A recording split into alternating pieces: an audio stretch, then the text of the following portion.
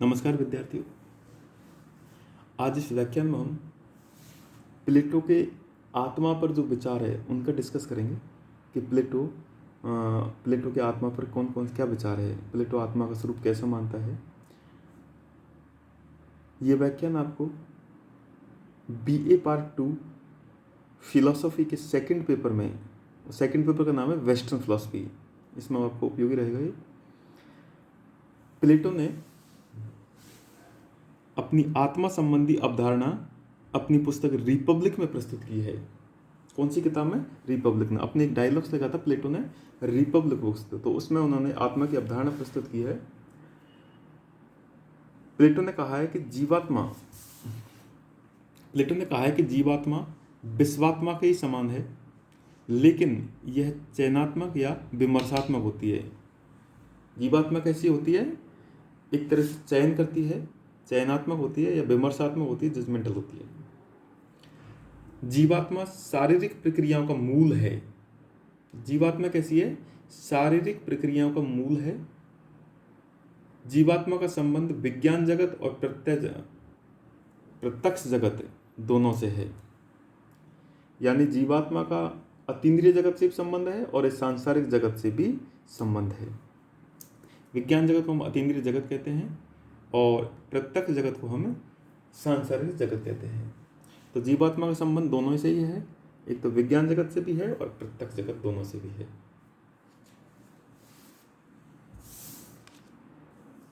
प्लेटो ने आत्मा के स्वभाव का वर्णन राज्य की उपमा के आधार पर दिया है।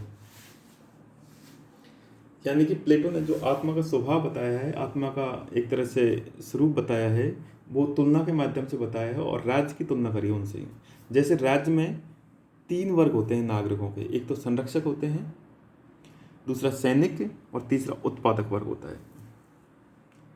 उसी प्रकार प्लेटो ने जीवात्मा के भी 3 भाग किए हैं, बुद्धि, संकल्प और वेदना। तो जीवात्मा के कितने भाग है? 3 है, बुद्धि है, संकल्प है और वेदना। बुद्धि का धर्म या बुद्धि का गुण ज्ञान है, संकल्प धर्म या गुण बल है और मतलब साहस है, और वेदना का धर्म क्रिया है, एक तरह से काम है। तो इस तरह से प्लेटो ने जो आत्मा का स्वरूप बताया, स्वभाव बताया, वो किससे तुलना करके बताया? राज्य से तुलना करके। जैसे राज्य में 3 वर्ग होते हैं, संरक्षक, सैनिक और उत्पादक वर्ग, उसी प्रकार आत्मा का भी एक तरह से 3 स्वभाव होते हैं। आत्मा में भी 3 भाग होते हैं, 3 वर्ग होते हैं, बुद्धि, संकल्प और वेदना। लेकिन प्लेटो ने जीवात्मा के दो मुख्य विभाग किए हैं, 2 मुख्य भाग माने हैं, एक तो बौद्धिक और अबौद्धिक। मतलब बुद्धि, संकल्प और वेदना को उन्होंने 2 भागों में परिवर्तन कर दिया, बौद्धिक और अबौद्धिक। जीवात्मा का बौद्धिक रूप उसका श्रेष्ठतम रूप है। जो जीवात्मा के लास्ट पहले कितने माने थे? 3 माने थे शुरू में, बुद्धि, संकल्प, वेदना। लेकिन बुद्धि, संकल्प और वेदना को 2 में परिवर्तन कर दिया, बौद्धिक और अबौद्धिक है। जीवात्मा का बौद्धिक रूप का श्रेष्ठतम रूप है, जिसका कार्य विज्ञानों का साक्षात्कार करना है, यानी कि प्रत्ययों का साक्षात्कार करना है। और अबौद्धिक आत्मा कार्य संवेदना, वेदना, वासना और क्रिया करना है। यानी कि बौद्धिक आत्मा कार्य क्या है? विज्ञानों का साक्षात्कार करना, प्रत्ययों का साक्षात्कार करना। और अबौद्धिक आत्मा कार्य क्या है? संवेदना, वेदना, वासना और क्रिया करना। यह विभाजन आत्मा के शरीर के साथ संबंध के कारण है। बौद्धिक आत्मा सरल और अविभाज्य है और इसी कारण सनातन, अविनाशी और अमर्त्य है। यानी कि वो खत्म नहीं, मरती नहीं है, कभी नष्ट नहीं होती और वो हमेशा रहती है, सार्वभौम है वो, उसकी सत्ता। जबकि अबौद्धिक आत्मा के गुण बौद्धिक आत्मा से विपरीत है। यानी कैसी है वो? हमेशा नहीं रहती, नष्ट होती है और एक तरह से मर्त्य है। अबौद्धिक आत्मा मिश्रित, विभाज्य, विनाशी और मर्त्य है। तो इसका मतलब बौद्धिक आत्मा श्रेष्ठ है और यही आत्मा प्रत्ययों का साक्षात्कार करती है, जबकि अबौद्धिक आत्मा तो एक तरह से क्या है? इसका नष्ट होती है और इसका एक तरह से सांसारिक जगत में ही ये रहती है। तो इसका संबंध किससे है? तो जैसे मैंने पहले बताया था, आत्मा का संबंध विज्ञान जगत से भी है और सांसारिक जगत से भी है। तो जो आत्मा का जो बौद्धिक भाग है, बौद्धिक आत्मा, वो प्रत्येक जगत से संबंध है, और आत्मा का जो अबौद्धिक आत्मा है उसका संबंध किससे है? सांसारिक जगत से। तो प्लेटो की दृष्टि में एक ही आत्मा का दोनों से संबंध है, दोनों जगतों से। जीवात्मा का वर्गीकरण बौद्धिक और अबौद्धिक।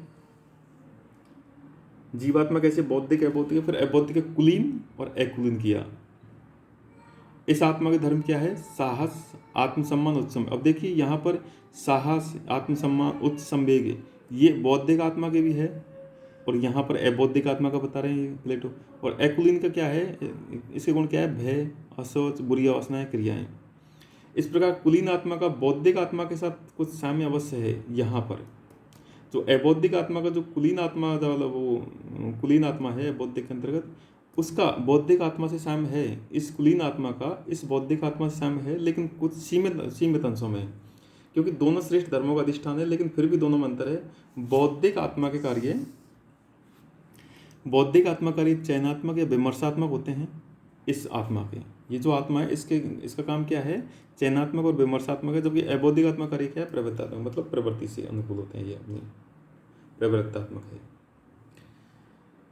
फिटरस में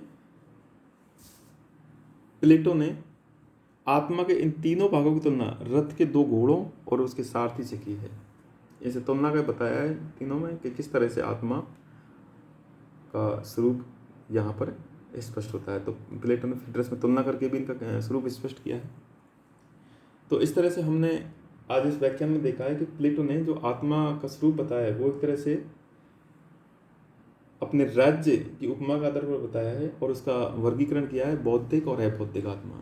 बौद्धिक आत्मा अबौद्धिक के दो रूप बता दिए, कुलीन और अकुलीन। कुलीन का थोड़ा थोड़ा साम्य बौद्धिक से मिलता है, और अकुलीन आत्मा एक तरह से भय, असोच, बुरी वासनाएं आदि क्रियाएं में एक तरह से लीन रहती है। तो इस तरह से प्लेटो ने आत्मा के स्वरूप पर विचार किया। आज के इस लेक्चर में भी हमने जो आत्मा के स्वरूप पर विचार किया है उसमें क्लियर है कि जो बौद्धिक पक्ष है वो चयनात्मक विमर्शात्मक होती है, और जो अबौद्धिक पक्ष है वो एक तरह से चयनात्मक विमर्शात्मक नहीं होती, वो प्रवृत्तात्मक होती है। और जीवात्मा शारीरिक प्रक्रियाओं का मूल है। तो आज इसके लेक्चर में इतना ही। Thank you so much.